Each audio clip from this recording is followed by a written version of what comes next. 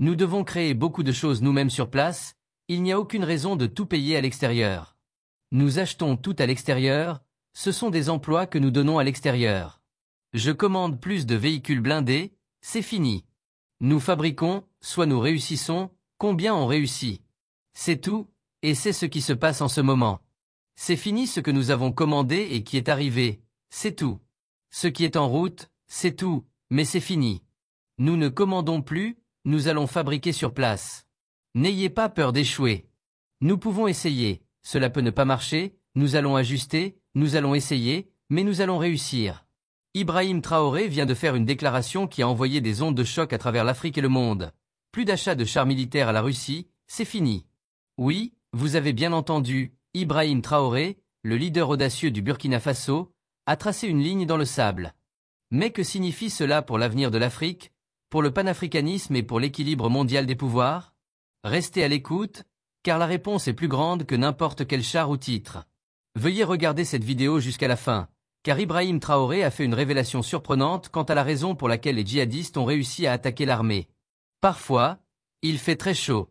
Avant de continuer, bienvenue sur Ibrahim Traoré TV, la plateforme où nous donnons vie à la vision africaine et portons les histoires africaines sur la scène mondiale. Si vous êtes passionné par une nouvelle Afrique émergente du passé, alors vous êtes au bon endroit. Abonnez-vous et faites partie du mouvement. Aimez, partagez et amplifions ensemble la vérité. Maintenant, plongeons-nous à nouveau dans le sujet. Commençons par le moment qui a stupéfié le monde. Ibrahim Traoré, debout devant les principales parties prenantes de la région centre-sud du Burkina Faso, a déclaré « Je ne commande plus de véhicules blindés de l'étranger, c'est fini. Nous allons les fabriquer. Soit nous réussissons, c'est tout. Et c'est ce qui est actuellement en cours. Ce que nous avons commandé et qui est arrivé, c'est tout.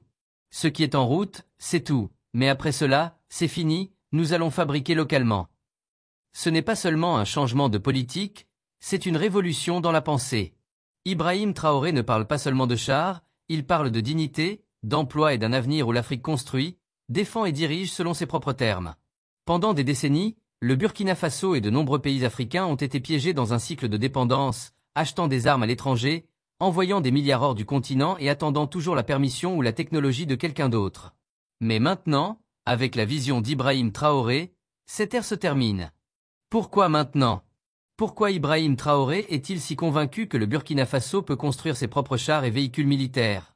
Certains disent que la réponse réside dans sa récente visite en Russie lors du défilé du jour de la grande victoire à Moscou. Imaginez cela, Ibrahim Traoré entouré des technologies militaires les plus avancées du monde, regardant les chars russes défiler et des étudiants burkinabés en Russie promettant « Nous pouvons construire ceci nous-mêmes ». Ce moment, cette étincelle de fierté et de possibilité, a-t-il inspiré Traoré à faire le grand saut?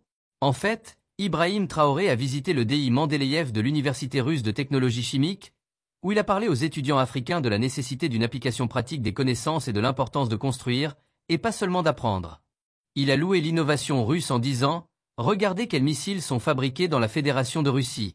L'un des derniers développements est le noisetier, qui fait trembler le monde entier. » Puis il a tourné les projecteurs vers l'Afrique, exhortant les étudiants à ramener cette expertise chez eux. Ce n'est pas seulement des paroles, c'est un appel à l'action. Alors, des étudiants burkinabés en Russie ont-ils promis qu'ils pouvaient construire des chars?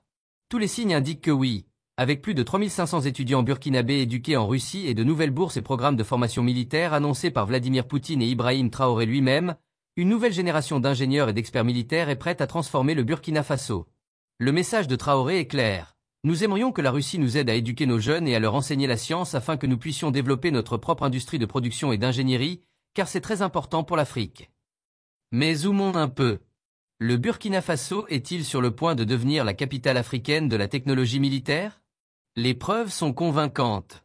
Sous la direction d'Ibrahim Traoré, le Burkina Faso a déjà dévoilé son premier véhicule blindé conçu et fabriqué localement, construit par des ingénieurs et des entreprises burkinabées comme BAT Équipement.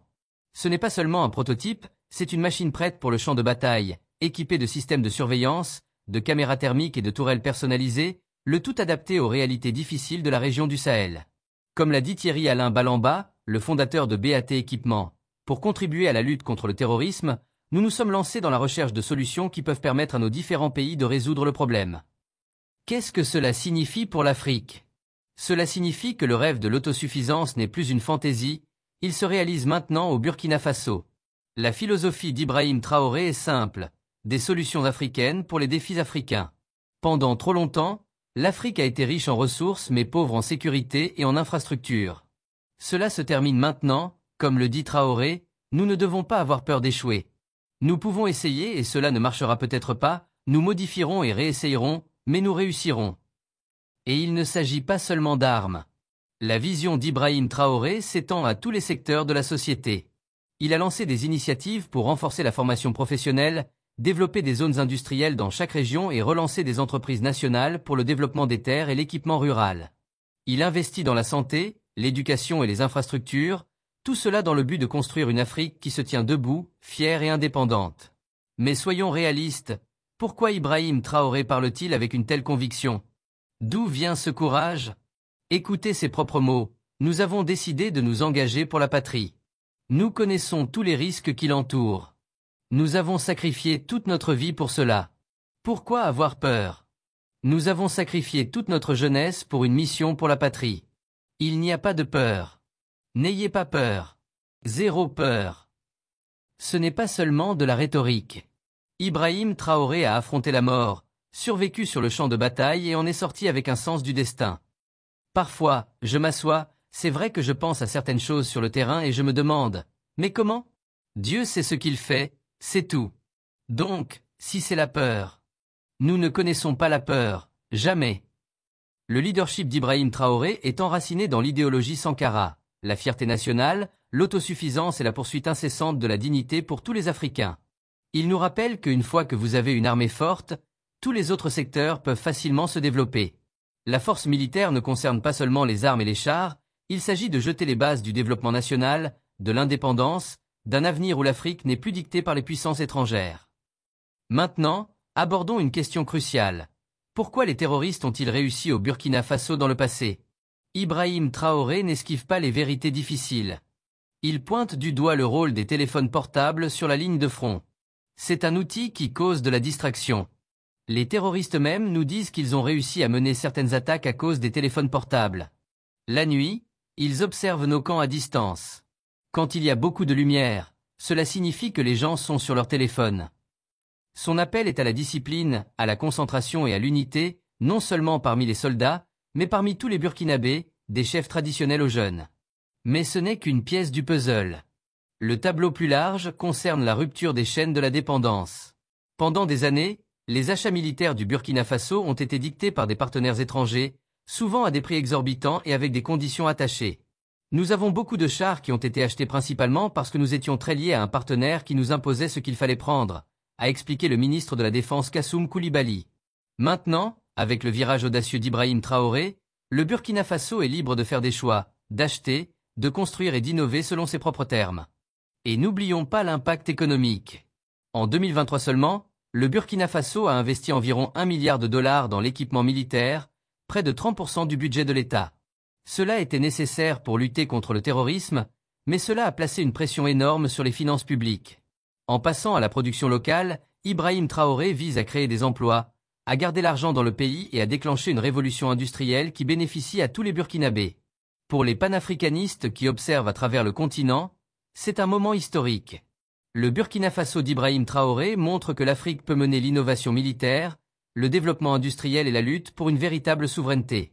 Comme le dit Traoré, on ne peut pas parler de souveraineté tout en ayant l'armée d'un autre pays sur son sol qui vous dit quoi faire. Le temps de la mendicité et de la dépendance est révolu. Alors, qu'est-ce qui vient ensuite? D'autres nations africaines suivront-elles l'exemple d'Ibrahim Traoré? Le Burkina Faso deviendra-t-il la capitale africaine de la technologie militaire? Les signes sont là, avec de nouveaux partenariats, une armée croissante d'ingénieurs et un leader qui refuse d'accepter autre chose que la victoire. L'avenir est radieux, comme l'a déclaré Traoré, soit nous réussissons, c'est tout. Mais maintenant, je veux avoir de vos nouvelles. Pensez-vous que le geste audacieux d'Ibrahim Traoré inspirera d'autres dirigeants africains à investir dans des solutions locales? Cela pourrait-il être l'étincelle qui enflamme une renaissance continentale dans l'innovation militaire et industrielle? Déposez vos réflexions dans les commentaires ci-dessous et si vous êtes un jeune ingénieur, scientifique ou rêveur africain, quel rôle voyez-vous pour vous-même dans cette nouvelle ère? Souvenez-vous, il ne s'agit pas seulement d'une histoire sur les chars, il s'agit de retrouver le destin de l'Afrique, il s'agit de dignité, de fierté et du refus d'être défini par les autres. Comme le dit Ibrahim Traoré, l'armée burkinabé n'a peur de rien et l'Afrique non plus. Si vous croyez en une Afrique qui se lève selon ses propres termes, si vous soutenez ce mouvement pour la dignité, l'autosuffisance et la transformation, alors faites partie du changement. Aimez cette vidéo, partagez-la largement et faites savoir au monde qu'une nouvelle Afrique n'est pas seulement possible, elle est déjà là. Et bien sûr, abonnez-vous à Ibrahim Traoré TV, où nous donnons vie à la vision africaine et faisons connaître les histoires africaines à l'échelle mondiale. Activez également la cloche de notification pour être informé des nouvelles vidéos.